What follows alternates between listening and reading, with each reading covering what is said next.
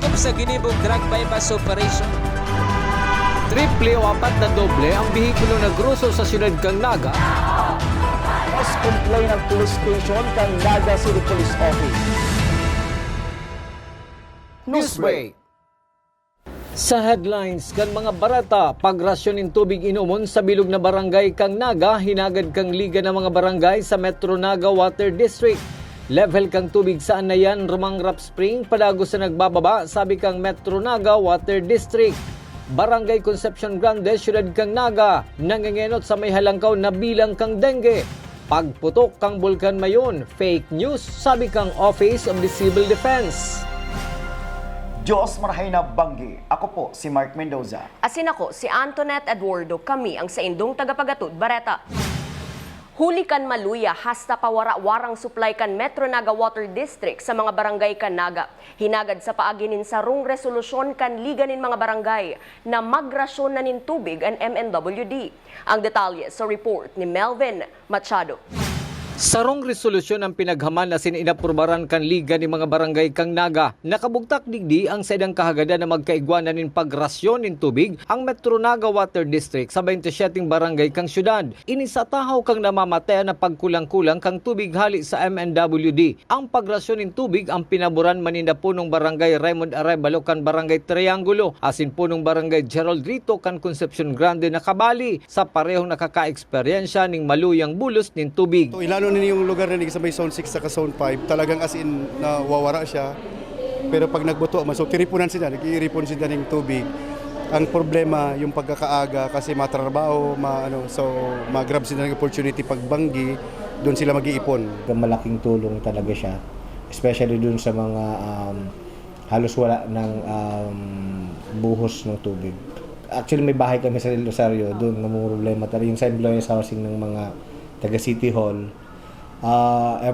Nagsisimula siya ng mga about 5 to 5:30, mahina na talaga siya. Ang Water District ang may dati naman pinagrarasyonan ng tubig inumon sa paagi kang sa endang duwang lorry truck. Alagad kung ang kahagadan gibuhon ng pagrasyon sa bilog na 27 barangay kang syudad, garo imposible subot ini. Ang resolusyon kang liga nin mga barangay ang daipaman nakakaabot sa opisina kang MNWD. Kung mag-abot man po yan, not all 27 barangays of Naga City nagkakaigwang problema pag abot sa supply kan tubig. Ano po?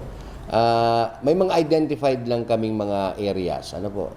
Example kaya po is Del Rosario, Concepcion Grande, Concepcion Pequeña, Mabulo, part of Tabuco. Part of Mabulo, part of Tabuco, part of Triangulo. Lerma, dahil gayo kita sa Lerma, may tubig man sinda pero maluya lang.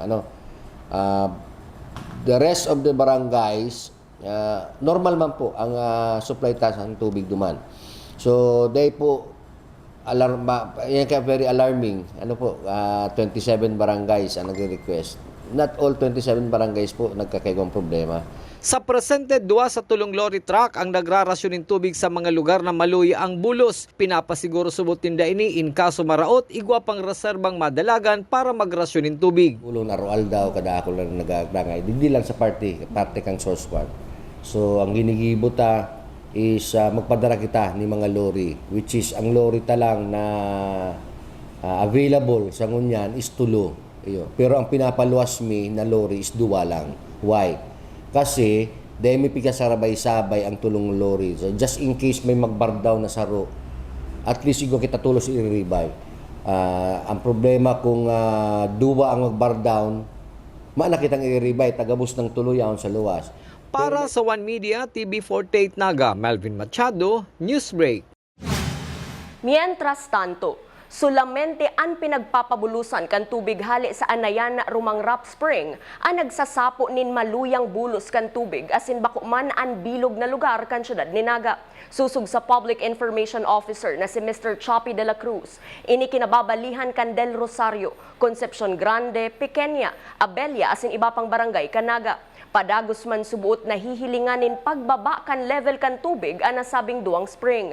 Saro pang problema ini yung sa may Anayan, which is ang data naming na-gather is from December, may 734,000 kitang plus cubic meters na nakuha last December 2023. And then, nagsurunod na mga bulan, luway-luway siyang nagbaba. Pag-abot July, naging 286,135. So, may difference na 400,000 plus na cubic meters ang nawara. So, ini, actually, ngunya na August, mapa kaming data, aram monthly ini na report. Pero, nanunutaran mi ngunya na August, luway-luway pa siya nagbababa. So, ang dating kang August 2, nagtukad ako personally duman. Kay balanta si mga ay batang mga amigo sa media. Pinahiling ko 48 centimeters ang rarum na sana ang water level kang Anayan Spring. Ang Rumang Rap sa Ruman nagluloy-luway naman baba. Sa 48 centimeters na yan, ang 42 pag inabot niyang 42 nasa critical level na kita. Padago sa mga bareta, ngunya na paaboto na Peña Francia Fiesta. Nasa plano na kan Metro Naga Water District ang pagdulok sa Bureau of Fire Protection as in ibang water district para maging katuwang sa pagrasyon ng tubig sa mga barangay kan Naga. Aramon taman ang kumpletong detalye sa report ni Christine Reyes. Nakikipag-ulay ng unyan ang Metro Naga Water District sa Bureau of Fire Protection asin sa iba pang pribadong organisasyon na matabangan sinda na mag-supply din tubig sa mga barangay na nakakamati ning maluyang bulos urog na tapaparanina ang Peña Francia Festival. Hagad minaman so tabang kang Bureau of Fire, Naga White, Simputong, may nakikikoordinate duman na in charge. Para makatabang sinda sa paabuto na Peña Francia Fiesta. Nakikikoordinar naman ang MNWD sa kada barangay kang syudad ni Naga na apektado kang maluyang bulos kang tubig na matabangan sindang maipaabot ang nasabing problema sa mga residentes na sa indang nasasakupan. Kasubagong aga, nag-atindir ang mga taga-MNWD sa sesyon kan sangguniang barangay sa Triangulo. Padagos man ang pag-ibo ning paagi kang MNWD na masolusyonan ang problemang inaatubang ngunyan kang syudad asin mga banwaan na pinapabulusan ng tubig.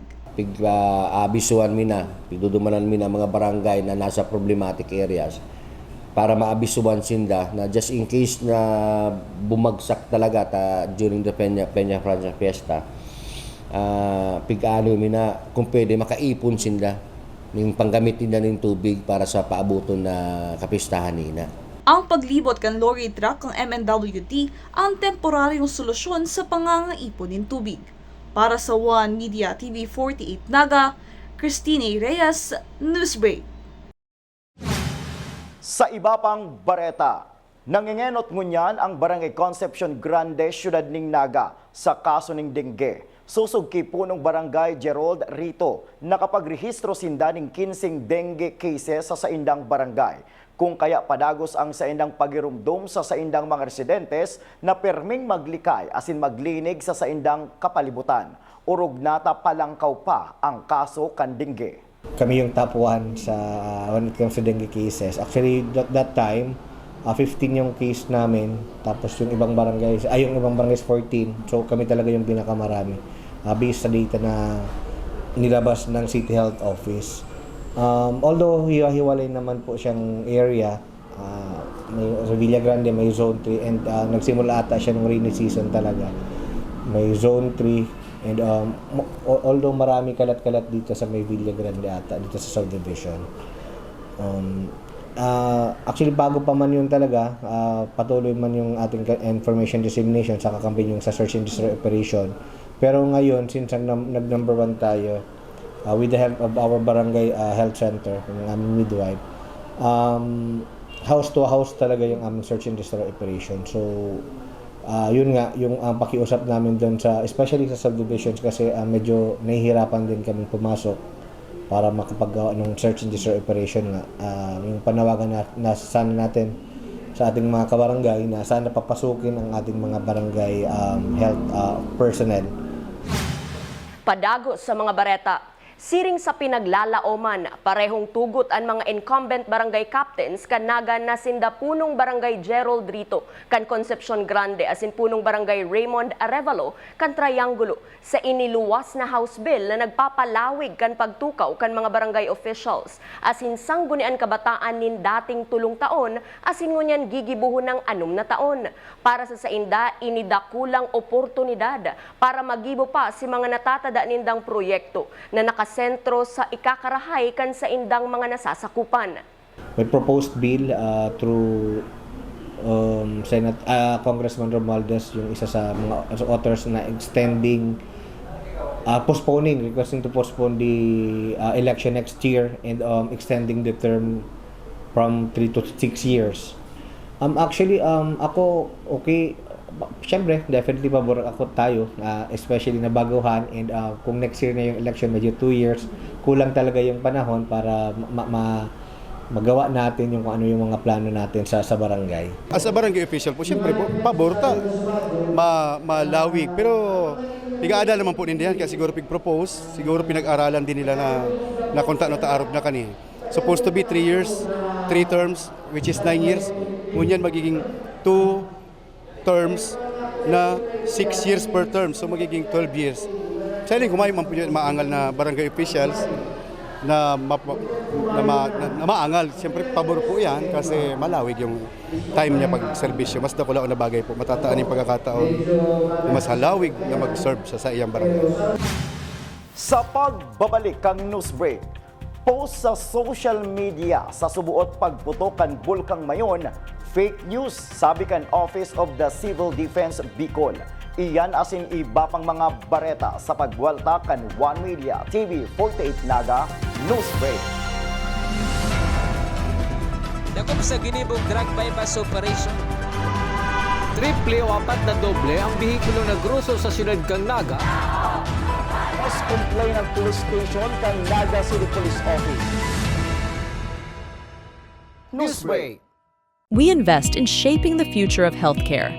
Our investment in the state-of-the-art facilities and the latest equipment means our students gain hands-on experience with the current technology driving the healthcare industry forward.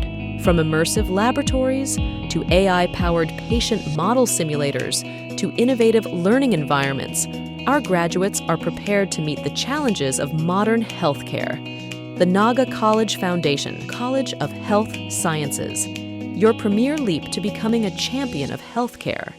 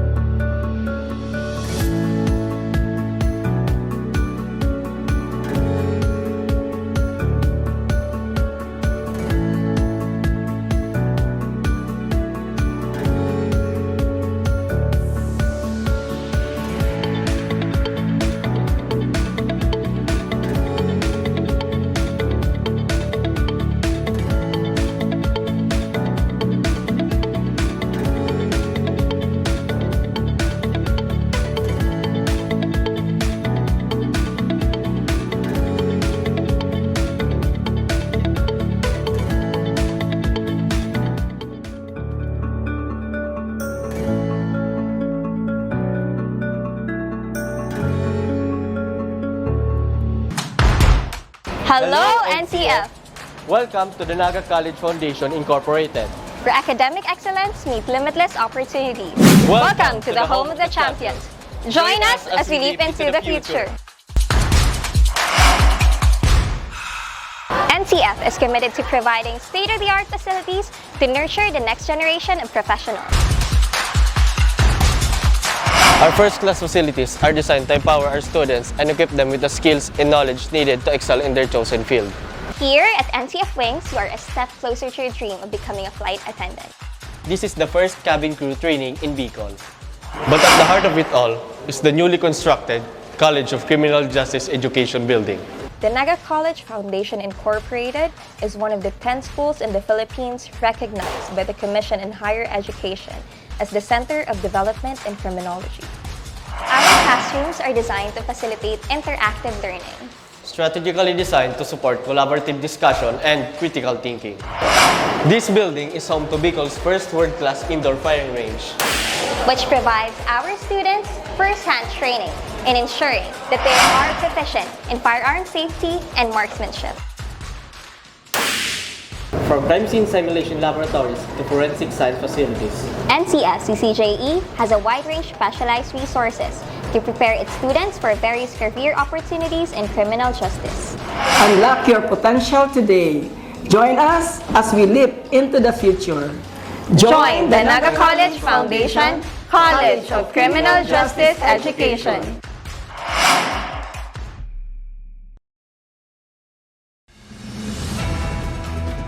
Dakop sa ginibong drug bypass operation.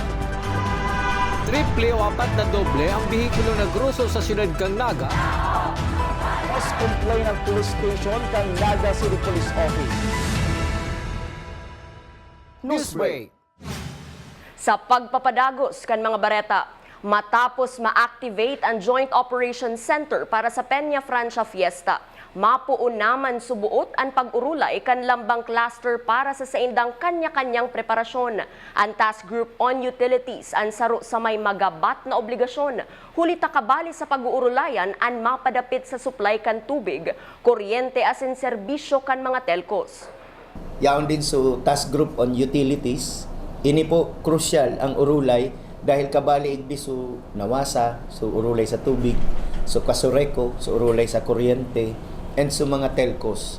Gabos ini sa kaldawan kang kapiestahan or the entire celebration, importante ang papel na ginagampanan kay niyo.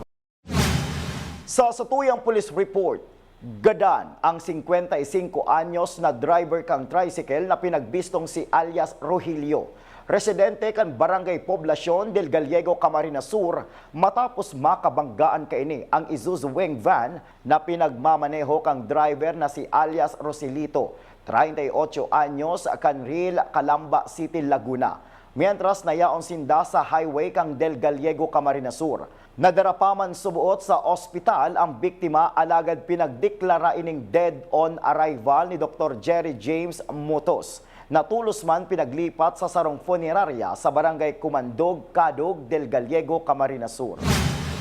Sa iba pang police report, magkaibahan ang mga operatiba kan Police Station No. 5, Canaga City Police Office, Milaor Municipal Police Station, asin Las Piñas City Police Station sa pag-aresto sa 47 anyos na si alias Alma, residente kan Dalipay, Milaor, Camarines Sur, na may kasong estafa na may piyansang 18,000 pesos. Ang naarestong sospek ang nasa kustudiya ng unyan kan Milaor Municipal Police Station.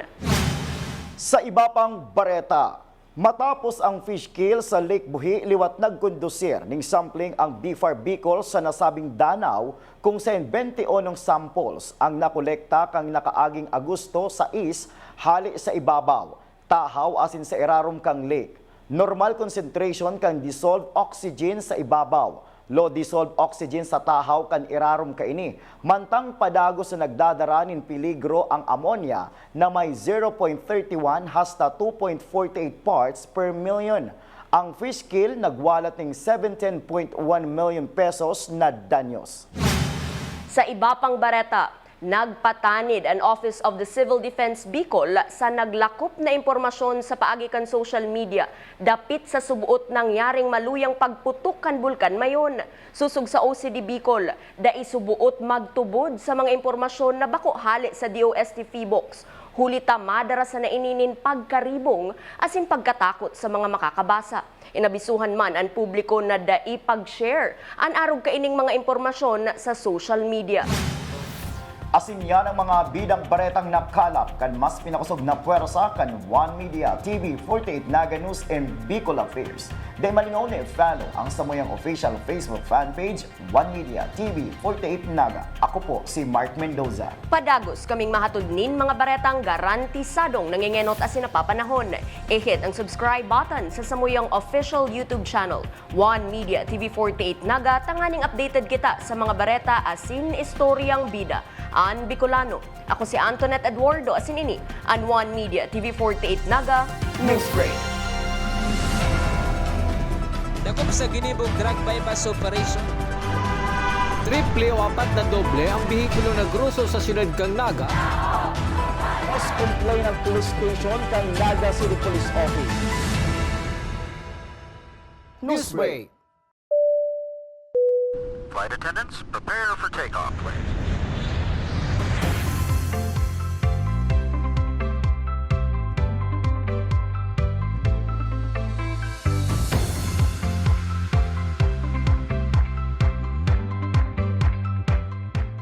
Slip life vest over your head. Take the tape around your waist